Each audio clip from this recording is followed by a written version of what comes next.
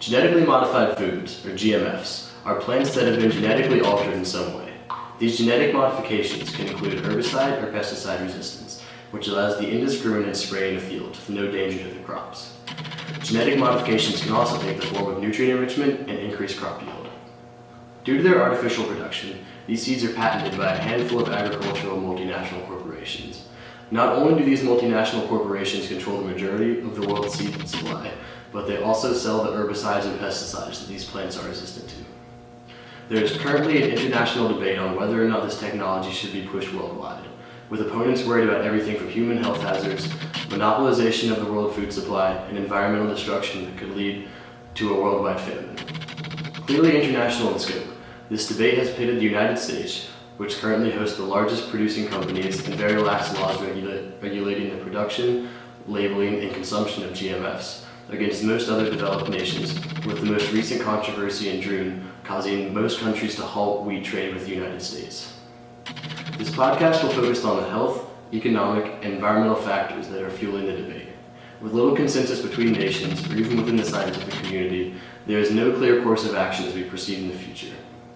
Instead, we simply need people to become more educated on this topic so the conversation becomes more informed. With the global food supply and environment in peril, this debate needs to be taken seriously until there is more definitive evidence surrounding the impact these foods can have. Perhaps, for this reason, we should proceed with caution and try to limit the use of this technology until more is understood. One of the biggest concerns that people have about GMFs is the health risks. In the 20th century, the global population was growing at a rapid pace, and many people feared that the production of food could not keep up. In particular, economist Thomas Malthus made a dire prediction that the exponential growth of the population would soon outstrip the linear increase in food production. By the mid-20th century, millions of people were starving, and around the world, a solution was desperately being sought to solve the global hunger issue. In the 1970s, however, the invention of genetically modified foods put those fears to rest. Scientists around the world thought that GM crops were the answer to global hunger. However, in the past few decades, many questions have arisen regarding the safety of eating GM crops. And now Hannah and Jason will expand upon this issue. I think there are pretty real health concerns with the consumption of GMOs. I think many countries have already acknowledged this. The EU has banned many GMO foods, and many African countries have also followed suit, citing that organic is healthier and that we shouldn't mess with something we don't know enough about. Okay, but the fact remains that the United States is still the world's leading producer of genetically modified foods. Over 50% of food in the United States has genetically modified foods in some part of it, and we've seen no widespread health concerns or really anything to speak of in the United States since the implementation of these. And so it seems to me that if hundreds of millions of people have been eating these every day for more than 20 years, we would have seen something by now if there were actually problems. Well, maybe there are problems, and we just haven't been attributing them to the right cause. We know that there is a rise of allergies. We know that many people suffer from various food-related problems, and perhaps we just haven't pinpointed that GMOs are the problem. How are you going to say you're not allergic to a tomato if it has some random genes in it? Like, people could be allergic to really crazy things. I don't think, we just don't know. We shouldn't be eating these foods. The fact remains, though, that there's no definitive scientific evidence that there's any sort of adverse effects to your health. In fact, it's just the opposite. Genetically modified foods were designed for nutrient enrichment to help with people's diet. Golden rice, for example, is a food enriched with vitamin A, an essential micronutrient that people, especially in underdeveloped nations, don't get enough of, which causes very bad health consequences, such as blindness, which in developing nations, especially for children, is almost always a death sentence. So without golden rice, without these genetically modified foods, billions of people in the world would not be getting the micro and macronutrients that they need. And science has yet to say anything about the adverse effects. Genetically modified foods have been designed to increase crop yield and supply key nutrients that can be difficult to find, particularly in developing nations. However, recent reports show that over 53% of the world's seed supply is in the hand of 3 multinational corporations, which have patented these seeds such that new ones must be bought every year. This only makes it harder for small farmers in places such as South America to compete with these global food giants, so they've had to start buying food that they used to grow, albeit supposedly more healthy food.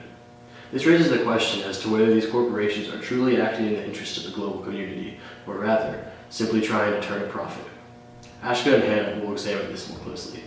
GMFs have had a lot of economic implications, especially in regards to international law and international norms.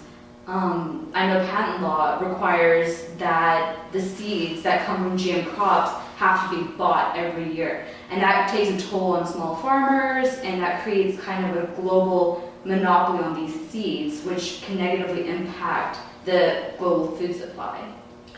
So there is a monopoly, but this monopoly might not be all bad. So 3 corporations control over half of the world's seed supply, which is actually quite great, because these corporations are doing such huge amounts of business. They can offer these seeds so much cheaper than any small farmer could, any small supplier could.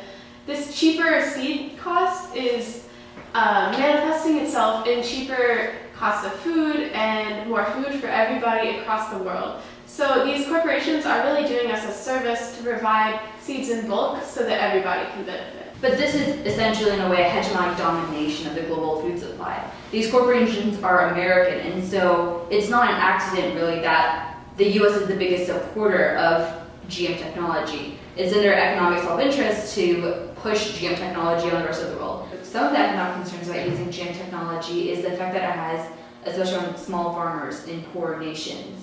For example, a lot of countries in Africa won't cultivate the seeds inside their states, but they will import the food. So really the survival of these states is based on the prices that these corporations are setting.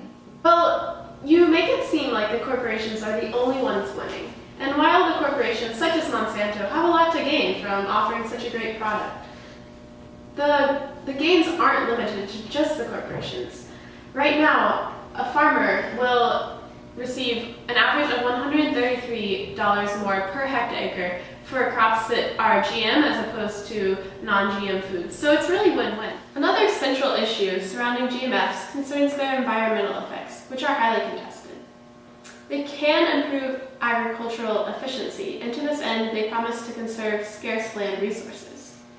Opponents of GMFs, however, cite decreased biological diversity and unforeseen ecological havoc as consequences of their unregulated use. So the use of GMFs can be used to harness the environment in a number of ways. For example, crop yield increases, which means fewer trees are being cut down and the same amount of land can be used to produce a lot more crops. So about 3 billion hectares currently to date have been saved by growing GMFs, and that's about the size of 2 South Americas. The fact that most of these genetically modified foods are resistant to pesticides and herbicides simply encourages the more widespread use of them.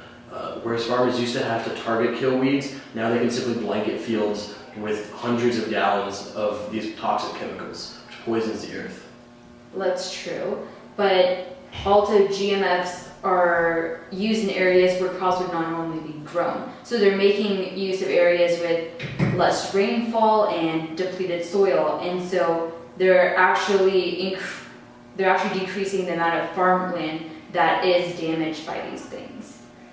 However, global food security is threatened by the environmental effects. One of the most important things we have to realize is that GMFs are mainly grown in monocultures, which means that one phenomenon can wipe out the entire global food supplies because they're all susceptible to the same factors. And furthermore, super weeds and super pests have started to come around because of the repeated use of one single chemical. Eventually these pests or weeds become resistant, and more toxic chemicals such as Agent Orange have actually been approved by the USDA as herbicides now because of these super weeds. And so these don't know any borders. They put us in a situation where we have to either poison the earth or risk losing an enormous amount of arable land throughout the world. Thanks for listening to our podcast. Obviously this is a controversial issue without a lot of agreement, so we need educated people in order to make this a dialogue that will actually get somewhere. So check out Greenpeace or the Bill and Melinda Gates Foundation for some more information on this. As of right now though, we're going to have to strongly advocate the precautionary principle so that we don't get ourselves into a situation that we can't possibly fix.